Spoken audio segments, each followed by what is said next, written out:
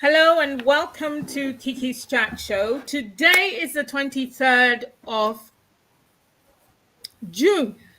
So we're kind of in the middle, slap bang in the middle of 2023. So many things have happened in 2023 to people personally and then to people worldwide.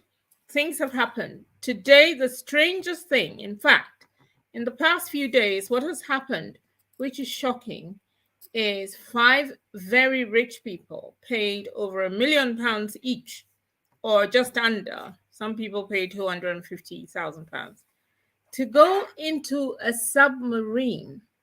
It's called a submergence or something to that effect. And so they go in there to go and look at the Titanic.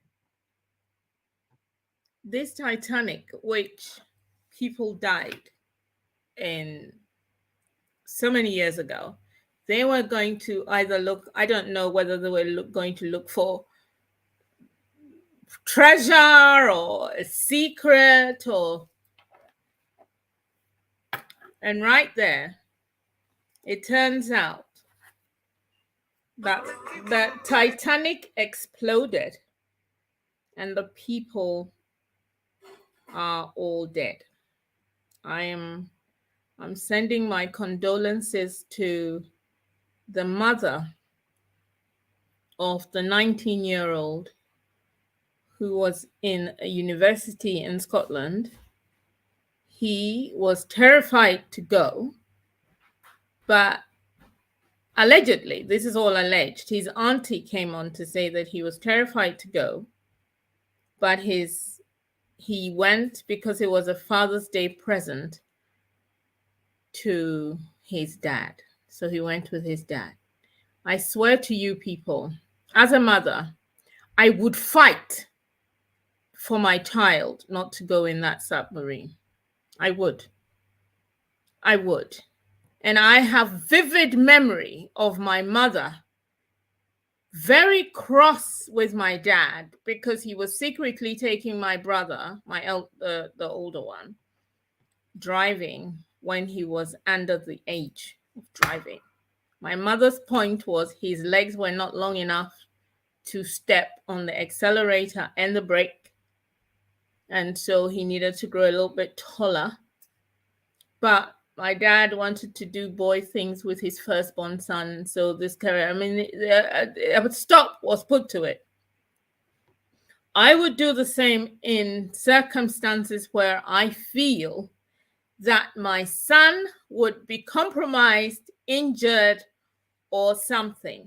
But my people, we all do things differently. Our motherhood situations are different. The things, our thresholds to what we can allow our partners to do are different. And therefore, I'm not blaming anyone. I am just saying that this would be so terrifying to me that I would not allow my son to go.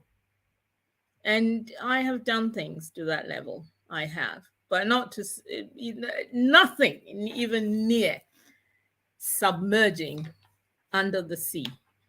However, rich people do the strangest things, and so this is one of them. Again, I want to send my condolences, heartfelt, from the bottom of my heart and the pit of my stomach, to the parent.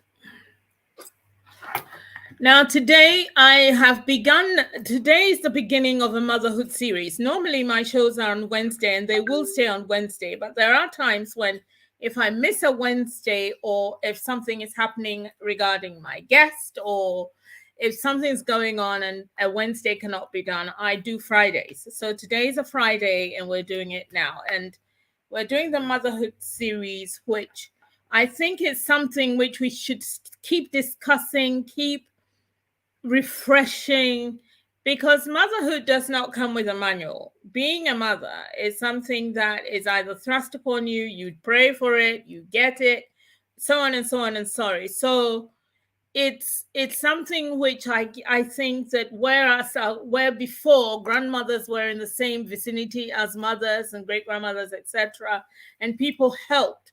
There was a community helping you look after your child. Increasingly, we're away from our parents, our siblings, people, aunties, in fact, aunties, very vital aunties, who can help, give suggestions, hold the baby while you do X, Y, and Z.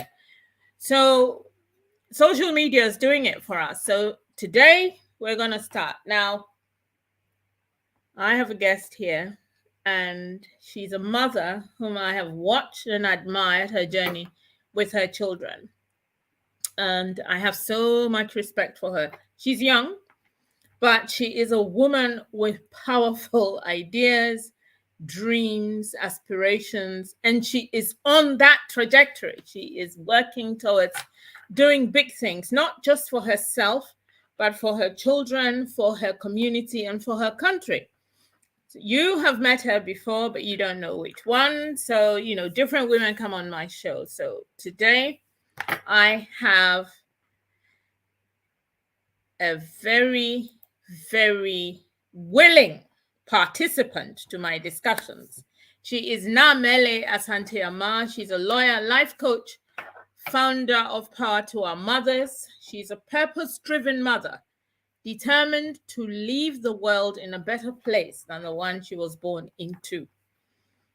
She's an employment lawyer, life coach, Sisterhood Mentor, founder of Power to Our Mothers Foundation, Afrika, and Power to Our Mothers Limited. And she's also on a path to become the president of Ghana. Naa is no stranger to ambition or aspiration, and she has a wide view of a lot of things, topics, ideas, and suggestions. And her mission is simple: to restore the condition of mothers and mother figures, or all women, basically, so that once a woman occupies more leadership positions in all areas of life and thrive, their communities, nations, and the rest of the world will also thrive. Welcome to the show, Naa Amerley. Thank you so much, Auntie Kiki. It's always lovely to be here, and greetings to everybody that's watching live or on replay. Excellent. For a moment I thought I couldn't hear you and I really panicked. What did you do? You didn't put your sound on. I did nothing. I don't know what happened, but we're good. So let me know if it goes again. The gremlins are in the system. No, you're fine. You're in the system. Now, apart from this discussion, somewhere in this discussion, we're going to talk about a scandal that is raging across Ghana and Nigeria at the moment, this June 2023. And it's a book written by an actress called Yvonne Nelson. Now, she's not paying me for this. I don't even know her. I've never met her in my life. So we're not talking about the book or even reviewing the book, but a part of the book caught my interest, and which was where she talks about her mother. And unfortunately, the way that she has portrayed her mother is so shocking and so I don't want to use the word disappointing because it's none of my business. That is not the point. But if your mother is alive and you have misgivings on a topic or a situation in your home where you're not getting enough joy from your mother, I am perplexed, and this is no judgment. I'm just perplexed, and I wonder how people deal with situations like this. So this is also going to come up. But before we do that, and I will come back and I'll give you background, I need to ask Naa Amerley a few questions on herself and her view on motherhood. Nothing to do with presidential aspirations,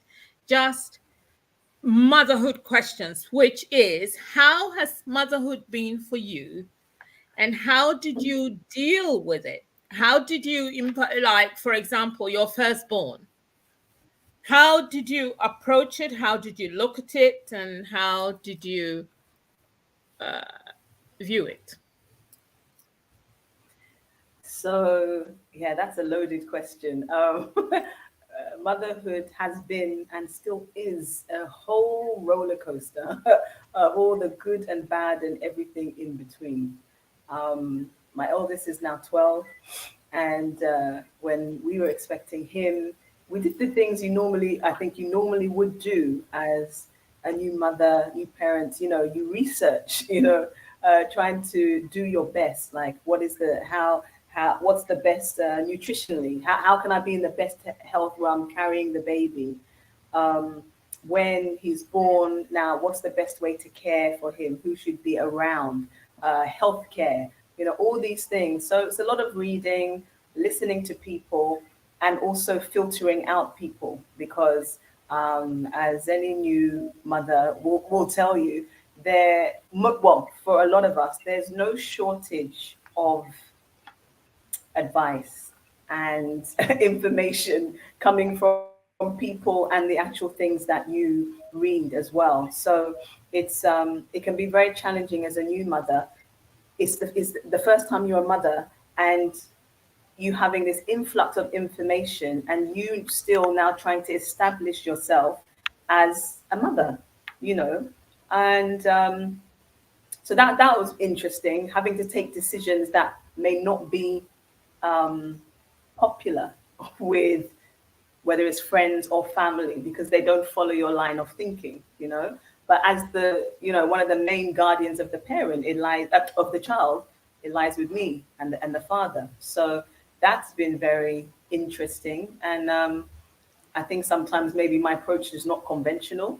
But for me, I always say that I'm usually well informed because I speak to a lot of people. I get lots of data, and then I'm like, okay, this is what I'm going to do, or this is what we're going to do. So, yeah, that's pretty much how it's been. But like I said, it continues to be a roller coaster. Okay, as this is a discussion, thank you, Naa Amerley. I'll tell you about mine. When I was a teenager, when I had my firstborn, I was, but I was an eager, and what is described in Ghanaian language tree as impenisem. Already, I went through the whole pregnancy. I was very ill, and then I had the baby. And when I had the baby, it was very strange because all I kept doing was looking at it, and it would move and it would cough and it was like I had moved from having a baby doll. I had a teddy bear even in boarding school, and now I had my own little human thing. Oh God, I was determined. My life changed at once. I had changed. I had moved away, as they say in the Bible, from childhood things, and I had now become an adult. Now, I wasn't on my own. I had my parents, I had my grandma, who was like a hawk all over this baby. And so it was like a team to for the survival of this baby. And I learned a lot in my life. I learned a lot about myself, a lot about my strength, and a lot about I suddenly didn't care about the outside world. It seemed like there was so much to do and I had to do it. And, so I had this little human and then as time went on, he was doing things and he was exerting his power and he then began to speak. And, it was very strange. And then after a while, I had to go back to school and back to studies and all of this. And I left my child. But, one of the things that used to irritate my mom at the time as well, because I was still quite young, was I would give instructions like, you must remember to do X, Y, and Z, which now I find very funny when I was watching one of my nieces do that. And it made me laugh. But that I was like that. And I was even worse than my niece because I was such a busybody. And, it was strange. And I suddenly changed from how I was before with my friends and all of that.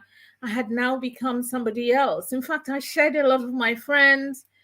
My life had changed. And so being a new mother and so on and so, and then one grows and has more children and it's even worse, so, but then by then you take it in your stride sort of thing, because motherhood is, I didn't understand when you go into a shop, like you go into a shopping center, something, and people have these trolleys and they put their children in. I do that as well. We all do that. But when they Yeah. do, they move away from the child to do things. I just couldn't understand it. My child had become my appendage. It was, I can't move away. I have to be one hand holding the trolley and one hand. It was just, so yeah, that is my just so that it's not like one-sided and we're having a balanced discussion. I thought I'd tell you Thank you. mine. But mine also, I didn't know I was like that until I began, in this old age of mine, watching younger people with their children and doing things like my niece instructing me that I shouldn't forget that at 6 o'clock I should give her baby this and I should do that. I'm like, Mommy, do you want to stay and do it, or are you going because I've had children? That sort of thing. And then I had to check myself and think I used to be like It's so that. funny. So then, That one makes it makes me laugh because there's that clash, sometimes the clash between, yes, there's the experience that's gone before, and yes, there are similarities between our children, and they're also individuals. So I'm sure you yourself will know, your two or however many children, it's like they're not the same. So while no, this one was ready to be eating regularly, this one, I have one child that like has, let's say, solid meals. He doesn't snack. And then I have a grazer. Like every 2 hours, he needs to have something in his mouth. So it's completely different. You know. So yeah, I often laugh. It's like it's not that when we say, oh, make sure you do this, this, and this, that we don't necessarily. For me, from my point of view, it's not necessarily that you don't think the other person is capable, because of course, like if it's your mother or your grandmother, for me, it was more a case of, I'm now responsible for this child, so I better make sure that I have everything covered. yes. Oh no, I think that's basically it, because now this is mine, so we're going my way. That sort of thing. So Mm. I was taking in all the instructions and everything, but I had to have order. I had to do, and so they suddenly realized I was a control freak when it came to my children. They used to say, they used to tease me about it. They used to laugh about it. But it was a serious business. It was serious, because this child was coming to Very be serious. some astronaut or something. I haven't got time for you people to be messing around. That's that sort of thing. Yeah. So anyway, question 2. I've got another question. So, what is your best advice to new mothers coming up? I mean, I'm sure this is a question people think I should be asking you at the end, but we've got big things to discuss. So let's do this We one have just to indeed. warm ourselves up. You know, Okay. Ideas for young mothers or people coming up now, how they should view their children, or any advice at all. So yeah, one of my big things, having you and I just spoken about how everything is experienced. There are people out there who are experienced in having children. But every time we become a mother, if you're a mother of more, every time you become a mother, you're a new mother, because you've never mothered that child before. So it's like, whereas you do have information coming from other places, you are the one with the genetic bond that's carried this child. There's information and senses that you have that not necessarily other people that will have. So my one of my pieces of advice is that, yeah, let's listen to those who have had plenty of children, or they work with let's listen. Do never discount your own instinct or your intuition, because Yes. you have a connection with the child that nobody else has. So it's like, listen, but you listen to yourself as well. Don't discount that one. Then you have a body of, if you like, risk assessment. You can make a very well informed decision. And I say that because I'm sure some people have experienced that when they think you're a new mother, it's like, oh, but you're a new mother, you haven't done it before. So listen to me and this. And it's like, yes, I am a new mother, but I also have data that you don't have. And it's not to undermine your one, but this is my child, and this child is an individual. When it's come to the next child, it will be some other information, you know. So don't discount your own instincts, even if there's something that you're thinking you can't articulate it, at least then just ask questions. Like, ask questions. Don't feel pressured to just take the first thing that anybody else says. Because again, if we're responsible for the child, whatever happens with the child, good or bad, people are looking at you. So at least you know you can be responsible for your own, decisions. The other thing is, it's like you said, how in your older age you're now learning. I call my boys the master teachers. Like, our children teach us so much about ourselves, so it's to just to encourage those lessons, that we look at those lessons with curiosity. And I say that, look at them with curiosity and like interest, as opposed to self-judgment. Because parents, and especially mothers, some will say, we're the most guilty people on earth. Yes. Anything happens to the child, oh, I didn't do this, oh, I should have done this, why didn't I know this? You didn't have a manual, and the child too doesn't have a manual. So we're feeling our way. So anything that happens is to teach us something, especially with illness. I was so grateful when someone said to me something like, oh, your children, they'll be having these some kind of illness, small, whatever it is, until they're at least like 6 7 years old. Because you think that when they're ill that you've done something wrong. Nobody usually tells you that they've got little bodies, they're flushing things out of their system, they're exercising all their different things. So it's natural. It's for them to learn how to cope with these things when they're bigger. But like I said, if you don't have that reassurance, as soon as something goes wrong, it's like, oh my goodness, I've done something. People are going to be looking at me. So again, it's just to try and be gentle with yourself. Yeah. That would be my advice, the main advice. Yeah. Yeah. There's this thing as well, when even as adults and your child calls you and says they've got a cold or they've caught flu, and you instantly panic. You instantly panic.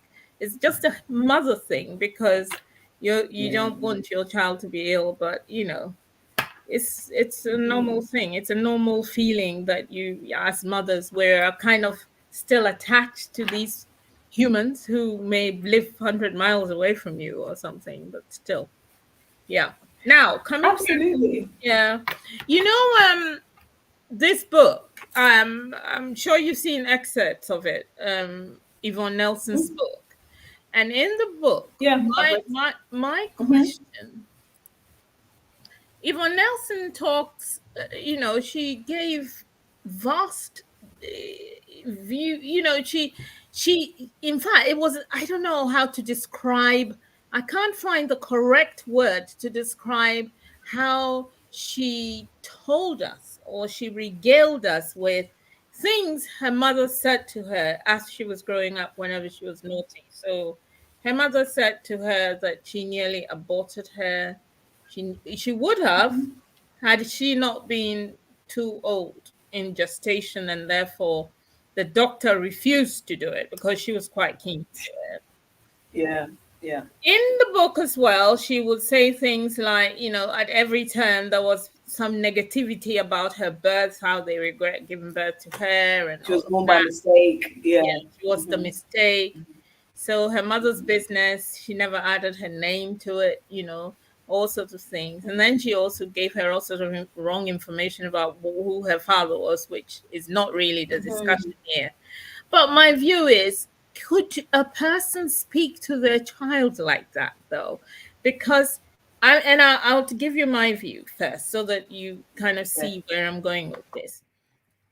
And so that people also know that we haven't had a chat about it, but just because it's new and that's what came up. So if As a child, my mother kept saying this to me. I think it would disrupt my progress in life. I would be very affected. I would be wounded in my soul if my mother keeps saying, because my whole confidence and my whole production, as to say, my whole drama and my whole who I am is my mom and my dad, but mostly my mom. We're just two forces of nature. How can my mother say this? It would just wound me. Now, should we be saying such negative things to our children, or do you think that they are resilient enough to override our abuse, verbal abuse? No, we should not be saying such things to our children. The reality is that I don't have statistics. I have plenty of friends. I've listened to plenty of women, as our circles are, that recount these stories of, I was going to say the horrors, but to them, that's what it would feel like, the trauma that they've lived with their mothers. And as you said, you wouldn't necessarily be able to believe it, but there definitely are mothers that say things like that to their children. And for me, it saddens me because I don't come from a place of, I guess now my first reaction is not necessarily, oh, how could she say such a thing? Because I've heard it so often, like it happens. And I just think, what happened to her? What happened to her that Her mother. would, the mother, what happened to the Okay. mother that would put her in a position where she would say this to the child that she bore? You understand? Because for me, what do they say? They say hurt people hurt people. Yes. So already, whatever the circumstances were of Yvonne being born, and actually, even science tells us it's not just when whatever was going on when, in this instance, Yvonne was conceived. It's when her mother was conceived, because her grandmother, when she had, so Yvonne's grandmother, when she was carrying Yvonne's mother, by I think it's 10 weeks, Yvonne's mother would have already had all her eggs. So her grandmother was carrying Yvonne in her womb. So what was even going on at the time that the mother was conceived? Some of these things, they can all travel down, you see. So absolutely not. We should not say those things, but they do happen. And there are a lot of mother-daughter or mother-son, but we're talking about the girls. There are a lot of those kind of broken relationships. And in terms of how that would affect the soul, but that's exactly how I read the book to be. It's clear that it wounded her. That I feel that. It's like, because the way that she says it, I could just imagine how the mother would say it, the way that she's written it. So for me, there is a wound there. I was listening to some radio show today, and they were making some commentary about how they don't something must have happened to Yvonne, because there were times where, when it came to Father's Day, it's a whole nother conversation, but when it came to Father's Day, Yvonne would be, basically acknowledging and appreciating the mother. Yes. So for her now to be writing, these kinds of things, and candidly, which I have no judgment for, because that is her reality. Yes. It's like something must have, tipped the balance, or she's just thinking, well, this is how it was, and maybe, that's what she wants to explain. But I'm convinced that there are many daughters or even sons that can relate to what the things that the mother said to her as a child. The other question is her quest to know who her father was, and the fact that her mother gave her wrong information along the way of who her father was in two instances, and therefore she still doesn't know who her father is. And I think that is also an issue that is really painful for her, to the point where she has not had any joy, and therefore she's putting it out there. Mm-hmm. Do you think that she deserves to know who her father is? Or do you think that her mother has every right to keep it as a secret because she's the mother, and she, if she wants to divulge this information, she can, and if she doesn't want to divulge this information, she shouldn't? From my perspective, Yvonne has every right to know who her father is because she is made up of both parents. It's not just the one that hangs around, and yes, we are the one that carries them. There's a reason why we have the role of mother and father. They are two distinct roles, they do different things. So, whether one is there or not, whatever, it doesn't matter. Our relationships to our parents, whether they're present or not, actually forms part of our survival system. They form part of the beliefs we have about life and about ourselves. So it's part of an identity that's missing. Now we know that some people, because there are some mothers that can't tell their children who the father was. So then that's a whole other thing. But for me, I would have an issue that because I didn't take the decision to bring the child into the world all by myself, then the child has the right to know who was the other party in that, because that is part of their identity. And me personally, I don't feel that I should deny my child that. It's not a question of, oh, don't like your father, like your father, or don't like your mother. It's simple A plus B. You are here because of this equation, me plus somebody else. What you do with that information now is over to you.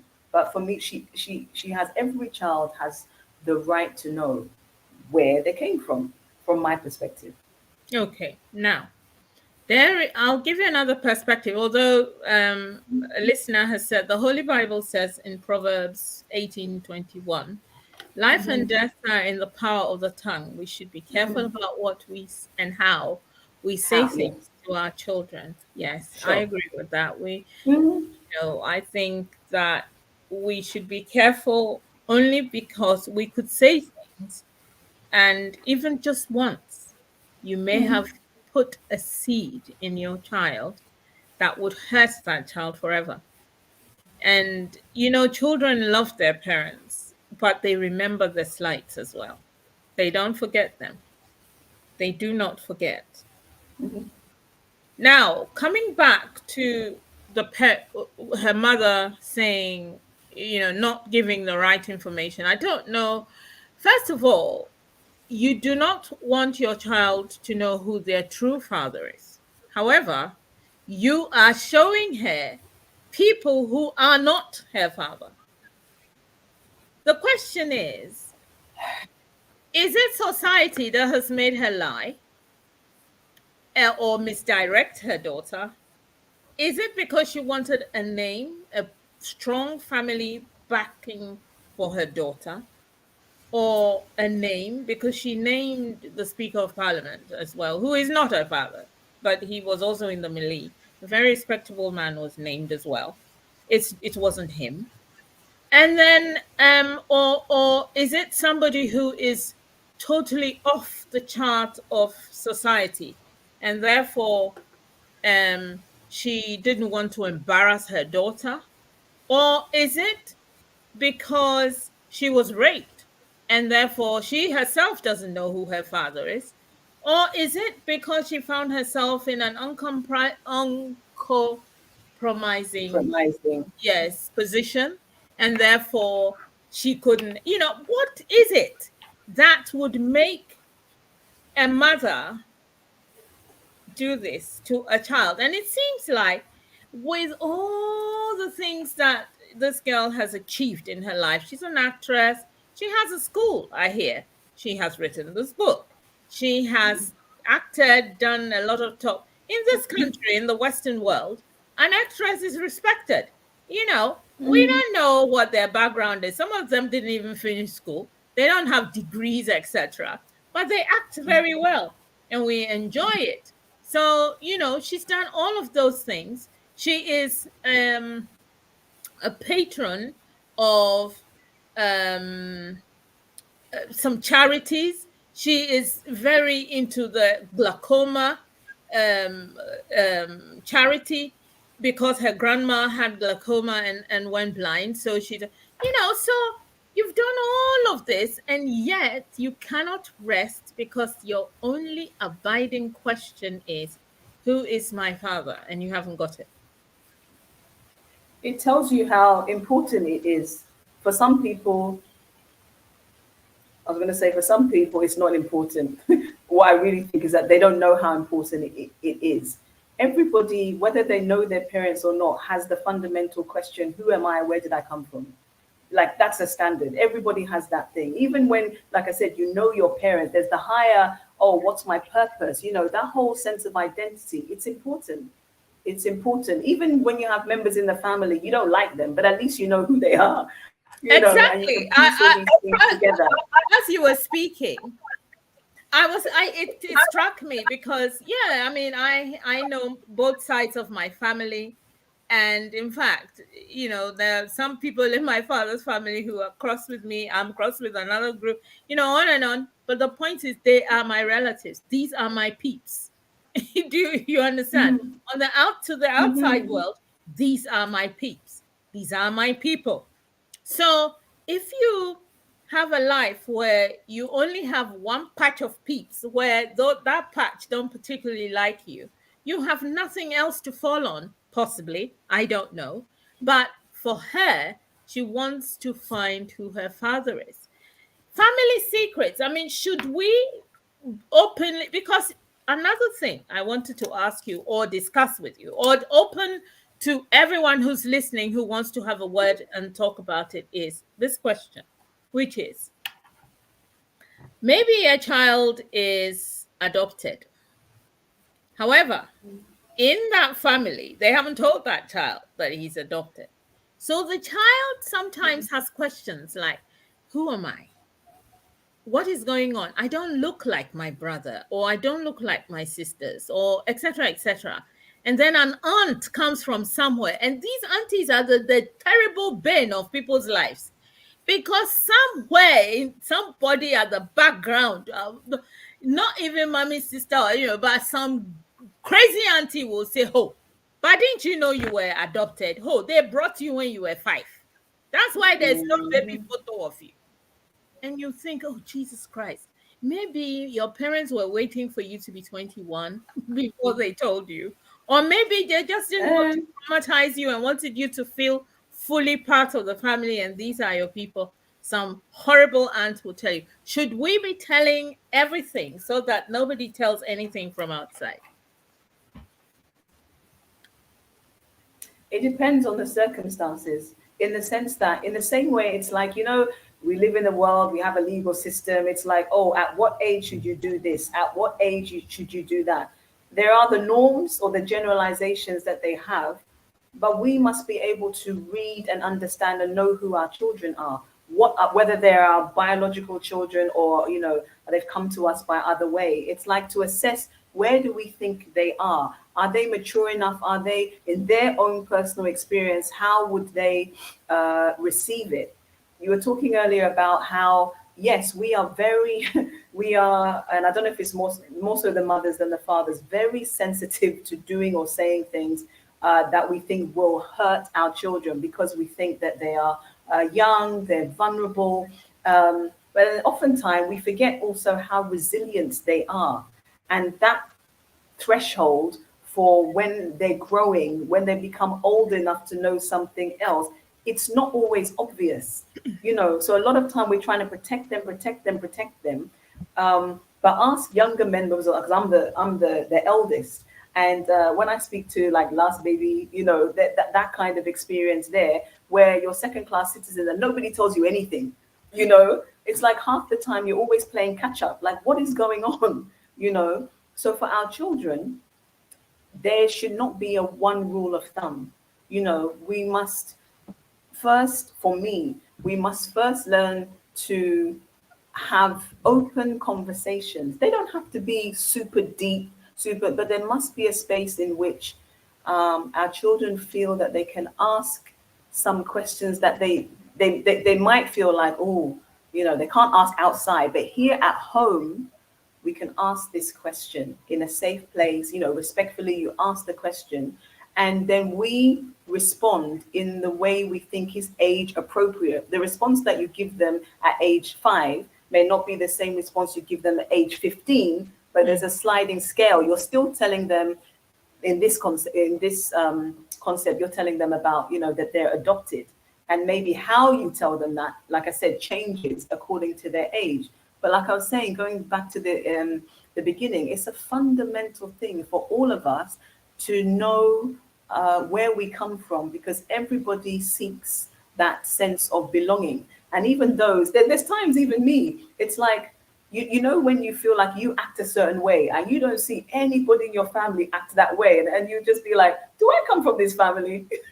Because I seem to be the only crazy one, or nobody seems to talk like me or have my view, you know, that kind of thing. We're always looking for, where do we belong? Therefore, where did we come from? It's just so basic. And me, I wouldn't personally judge anybody for, you know, somebody like they really need to know. And then some people, they're like, no, my father or my mother left when I was young, I don't care, I don't want to know.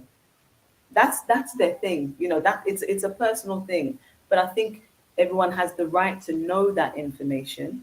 For the adopted one, it's difficult. And for the one that you mentioned about mothers who are raped and then they have their children, even that one, the child deserves to know. It's not pleasant. It is the truth. So it's a question of, when do you let that, because you're opening the child up to, this is the world that we live in, you know. And even out of something so horrific, there's this bundle of love.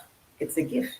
I It's a can't do gift, that. you know. If I couldn't Yeah. tell my child, if I was raped, that you are a product of rape. I am afraid that my child, it will be the same impact as Yvonne Nelson is having at the moment, where, you know, she's suffering about who her parent is and everything. So rape is a big thing, and it's an evil act, and it's an act where already, if it was me, it would be weighing on me.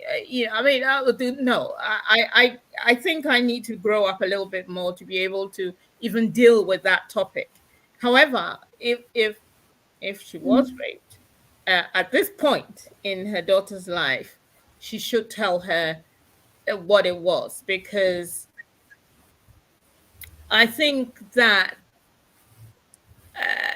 she has that is her overriding need to know as a human being, and it's her overriding. Mm. I'm worried about whether every topic should be open to everybody, every child. However, it depends on how deeply the child needs that information.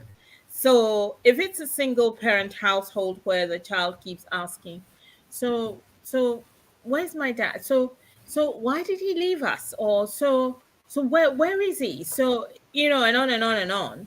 That child needs to know, because they are keen to know. But as you said, again, there are some people who don't want to know, and maybe knowing it may even affect them in a different way. It all depends. One advice that my mother gave me one day, which I've held on to, is every child is different, but every child Yes. needs your love. Every child is different. So, and then she went on to say, but your love has to be covering all of the differences. It has to cover, encompassing. In fact, I think the word encompassing came from that statement when she said that. That every child is different. And it's true. I have two kids, like you. One of them, Mm. it, all through his life, he's been spoiled a little bit by the parents, the grandparents, the aunties, and everything. So he's very finicky about food, and he doesn't do this. My other one, he doesn't complain.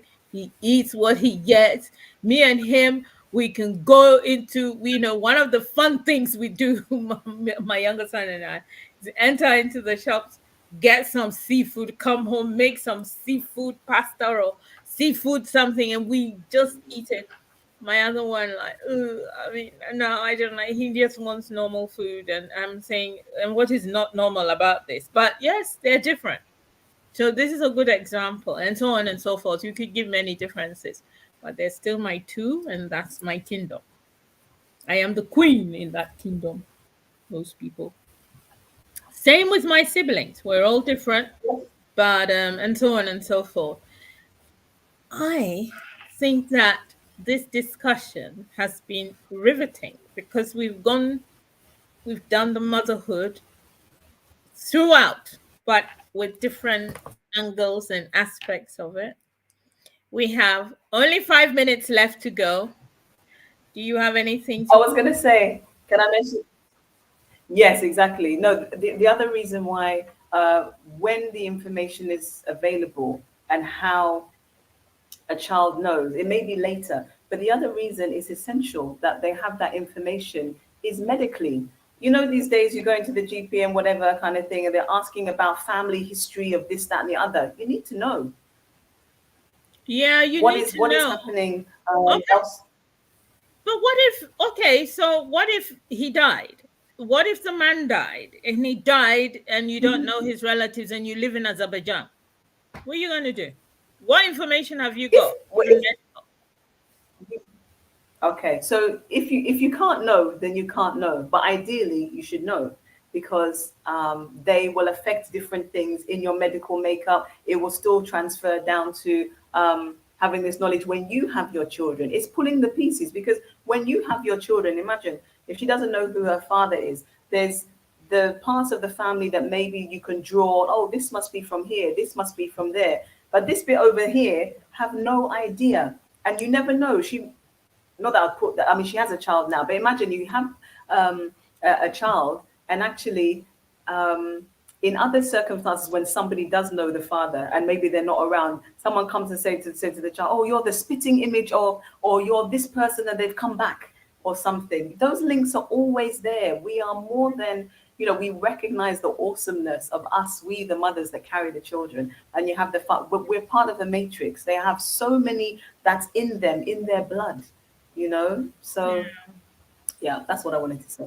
No, I think you said it. I think, yeah, what you said is very important. I think um I want to thank you for coming on to the show, and I want to thank you for opening, because in this motherhood series, you're the first person to have come on, and you've opened it in such a positive way because we've talked about your view about motherhood, a little bit of mine. Mine is insignificant. People forget it, but we've learned a little bit No, they don't. from you, and also we've trashed a little bit because Ghanaians are very unforgiving about certain topics that they don't understand. And one of it is this issue where the mother is keeping the secret from her daughter.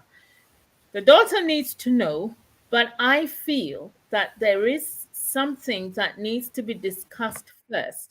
This lady needs to be patience needs to come into fore, discussions need to be had, people need to find out what exactly upset her so much that she cannot. Is it society? Is it something to do?